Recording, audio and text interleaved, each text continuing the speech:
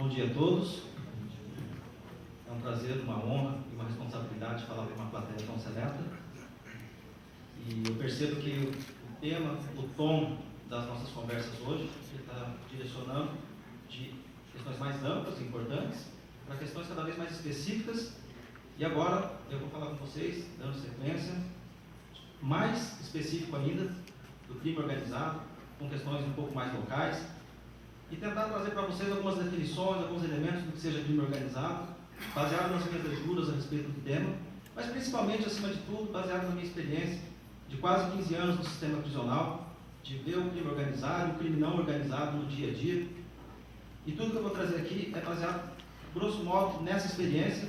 Vocês não levem isso muito a sério como uma doutrina, como uma teoria, mas quem achar interessante, o material eu disponibilizo depois na internet para ler e repasso aos interessados, ou me procurem, eu passo por e-mail. Vamos começar então com as definições. A definição vigente hoje no Brasil legal é, no meu entender, bastante falha, porque é muito ampla, é muito vaga. Considera-se organização criminosa, associação de 3 ou mais pessoas, estruturalmente ordenada e caracterizada pela divisão de tarefas, ainda que informalmente, com o objetivo de obter, direto ou indiretamente, vantagem de qualquer natureza, mediante a prática de crimes cuja pena máxima seja igual ou superior a 4 anos, ou que tenham um caráter transnacional. Vocês podem ver, fala muito, explica pouco, e ainda comete um pecado no final, no meu entender, e aqui eu acho que eu estou acompanhado de boa doutrina, porque uma série de crimes com pena inferior a 4 anos são de interesse do crime organizado, por exemplo, alguns crimes contra a administração da justiça.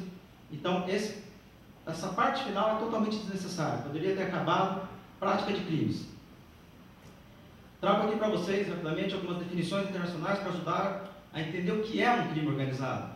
A Interpol define da seguinte maneira: qualquer grupo que tenha uma estrutura corporativa cujo principal objetivo seja o ganho de dinheiro através de atividades ilícitas, sempre subsistindo pela imposição do temor e pela prática da corrupção. O FBI traz uma definição muito semelhante, eu destaco a diferença. Tais grupos mantêm suas posições através do uso da violência, da corrupção, fraudes e extorsões, e geralmente têm significante impacto nas regiões onde se instalam. Se você já viu algum grupo criminoso qualquer, um significante impacto na região nacional ou local, você já viu o crime organizado em ação. Essa definição do CBI, do Bureau de Investigação da Califórnia, eles têm lá 5 atividades que eles listam como de crime organizado. Eu trouxe as 2 mais interessantes para a realidade brasileira. A de gangues, que são grupos de indivíduos engajados coletivamente em atividades ilegais para fazer crescer sua identidade grupal e influência. Esses 2 termos são muito importantes para nós entendermos crime organizado no Brasil: identidade grupal e influência. Volto a eles logo. Eles também definem daí o grupo terrorista como um crime organizado, dizendo que são grupos de indivíduos que se combinam para cometer espetaculares atos criminosos com o objetivo de minar as instituições públicas, seja por razão política ou para se vingar delas. Se alguma vez no noticiário ou na sua cidade você viu algo parecido com isso, você viu o crime organizado em ação. E dessas definições, também da minha experiência no dia a dia, eu trago para vocês o que eu posso dizer, elementos do crime organizado. Não é uma definição jurídica, eu não seria bobo de vir aqui debater direito com vocês, com tantos ilustres operadores do direito, mas é uma definição mais sociológica, mais realista, mais material, de quem tem um pouco de contato com isso e também baseado naquelas definições internacionais. A vantagem de qualquer natureza é o grande elemento do crime organizado. O crime organizado não pretende apenas o dinheiro puro e simples, não é apenas o lucro fácil que atrai as pessoas para o crime organizado, é mais do que isso.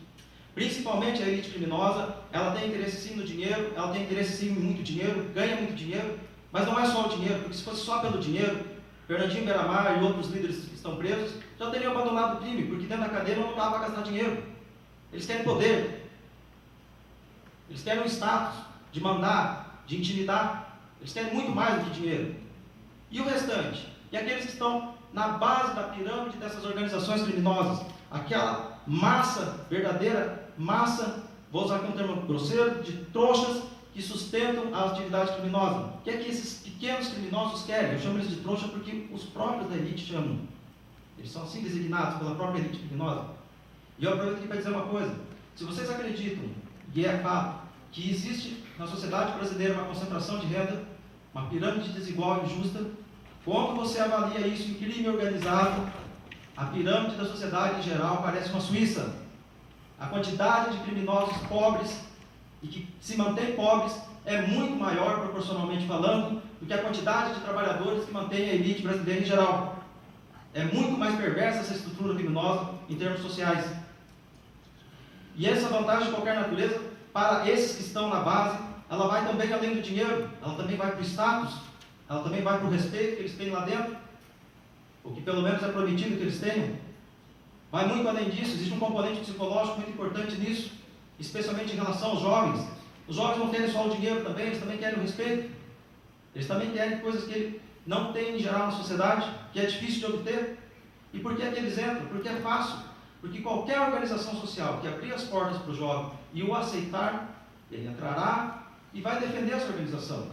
Basta dar a ele a oportunidade de falar, de ser ouvido e ser tratado como igual, e esse jovem vai defender essa organização social. E o crime, pelo menos no primeiro momento, faz isso. Abre essa porta, aceita qualquer um e defende num primeiro momento. Outro elemento importante é o engajamento coletivo em atividades ilegais para fazer crescer sua identidade grupal e influência. Essa questão da identidade grupal é muito importante de entender, principalmente em relação aos jovens, porque é com isso que se atrai os jovens, com essa formação de grupo, com essa formação de uma verdadeira sociedade dentro da sociedade, se atrai os jovens porque eles não têm o espaço que eles gostariam de ter na sociedade em geral, porque é difícil de conseguir, mas eles deveriam saber que essa dificuldade pode ser vencida, e infelizmente muitas vezes, ao invés de tentar vencê-la, eles acabam sendo cooptados pelo crime e obtendo ali um falso respeito momentâneo. E em seguida, esse engajamento coletivo, e quando eu falo engajamento, é engajamento mesmo, não é uma simples associação lucrativa. Os jovens são realmente engajados e estão literalmente dando sangue. O sangue dos jovens está sendo derramado em prol do crime organizado, em prol dessa elite criminosa, que faz tudo isso com o objetivo de aumentar a sua influência na sociedade. Uma influência negativa, é claro. E como é que se faz isso? Com o próximo elemento, através dos espetaculares atos criminosos. Esses espetaculares atos criminosos que nós já vimos nos jornais, nos noticiários, que já aconteceu aqui em Londrina, infelizmente, tudo isso serve, na verdade, muito mais como propaganda, atraindo mais e mais jovens para isso, mais e mais criminosos.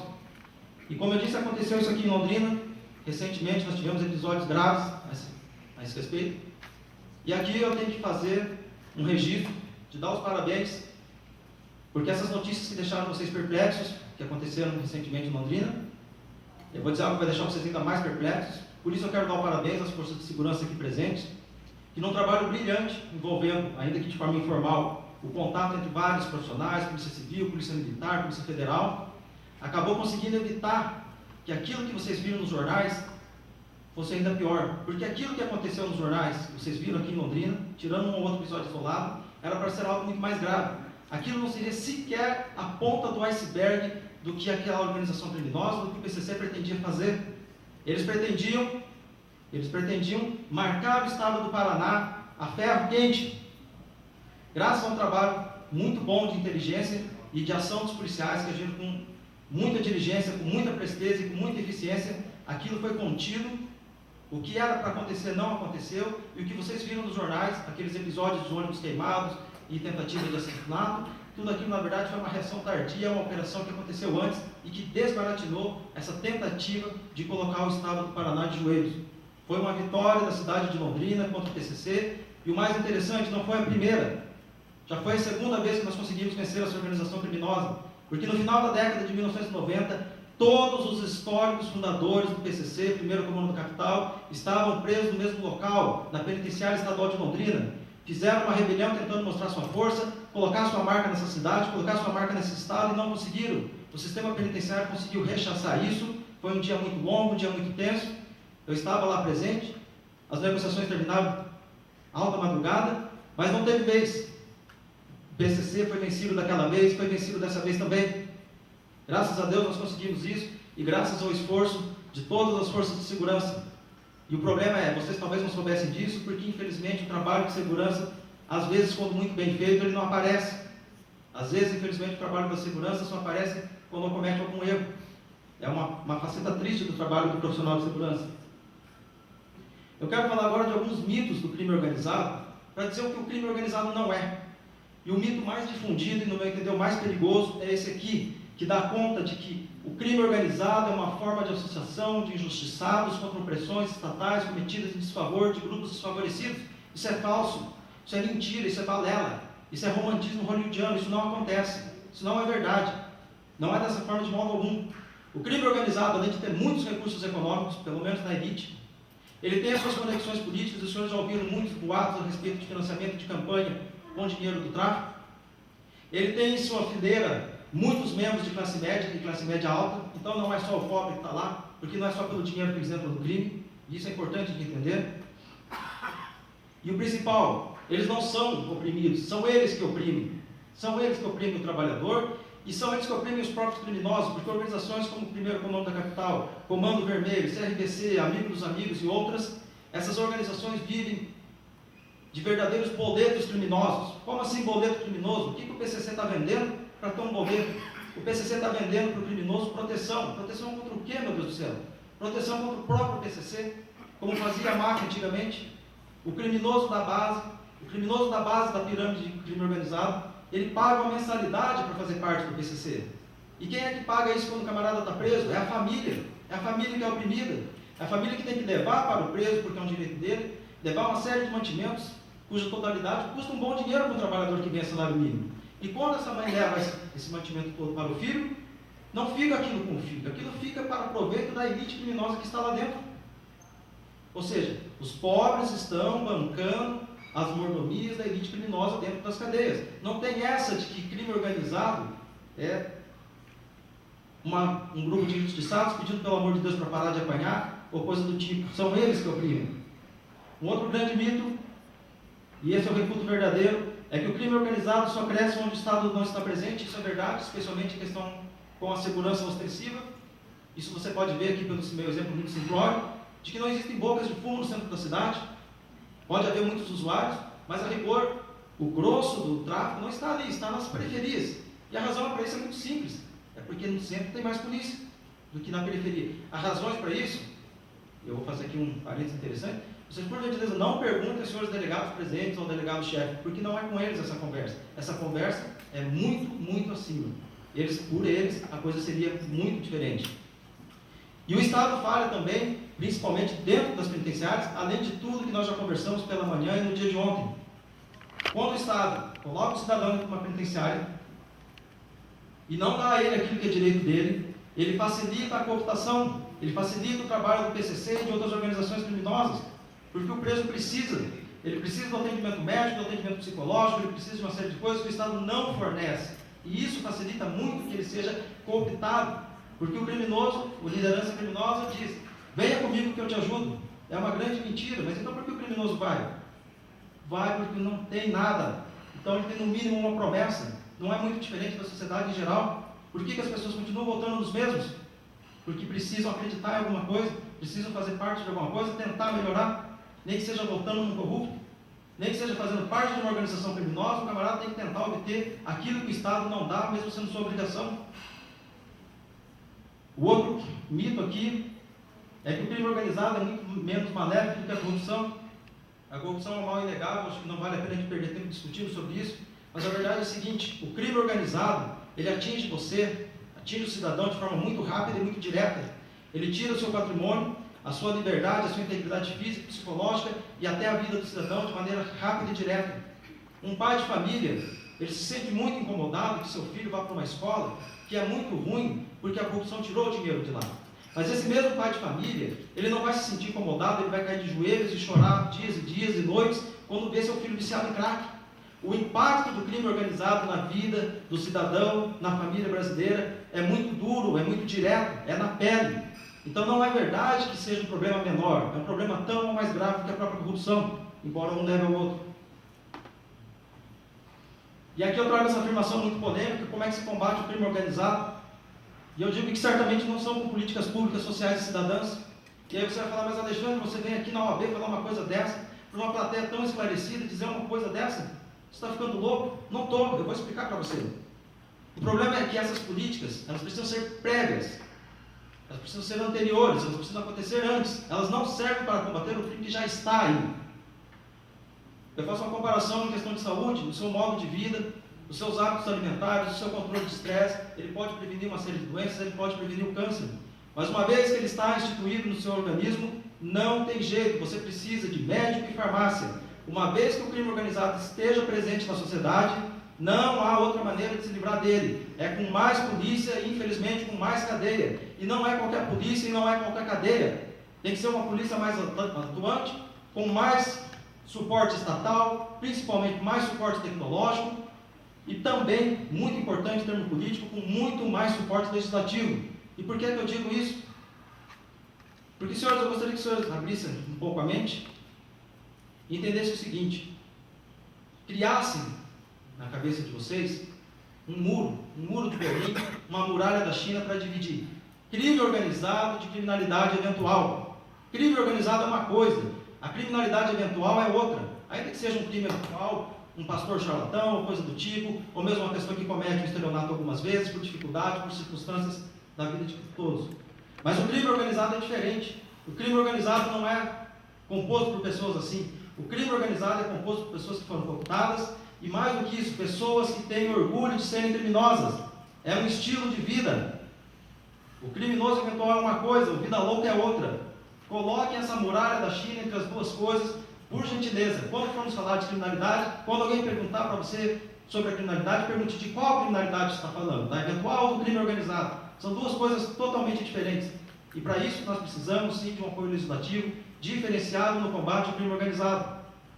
Nós precisamos de mais poder para os promotores, precisamos de mais poder para os delegados, e eu aproveito aqui para dar um toquezinho a respeito dessa discussão da PEC 37, que me parece uma infantilidade, na verdade, totalmente despropositada, porque nesse momento nós precisamos unir forças e não dividir.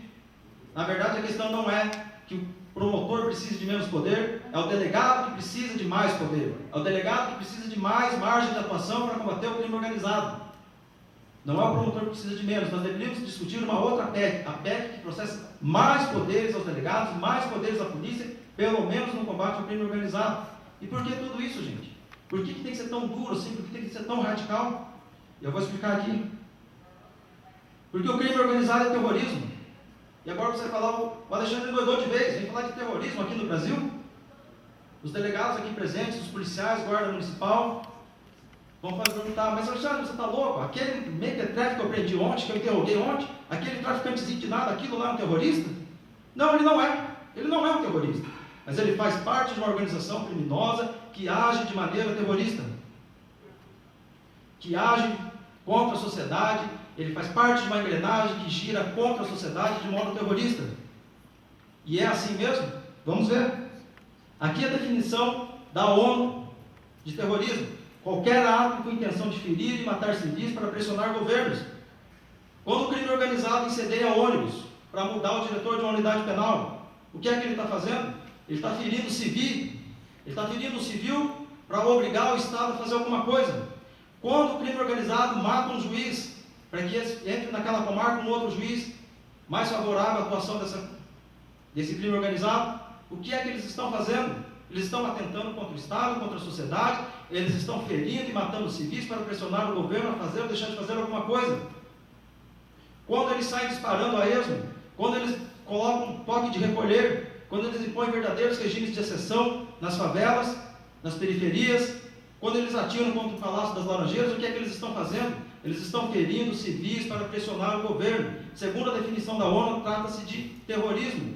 E vejam ali a definição do Departamento dos Estados Unidos.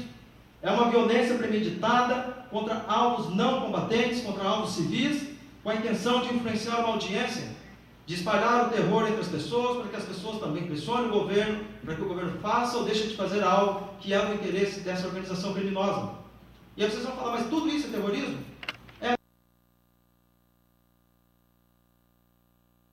Nem todo o tráfico de drogas é terrorista.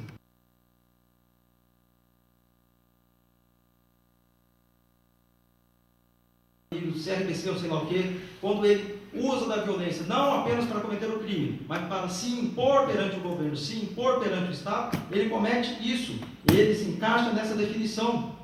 Ele se encaixa nessa definição de terrorismo. O tráfico de drogas por si só é óbvio que não é terrorismo, mas quando ele se impõe, quando ele mata um juiz, quando ele mata um policial, um delegado, ele pratica um ato de terrorismo, conforme as definições que os senhores estão vendo.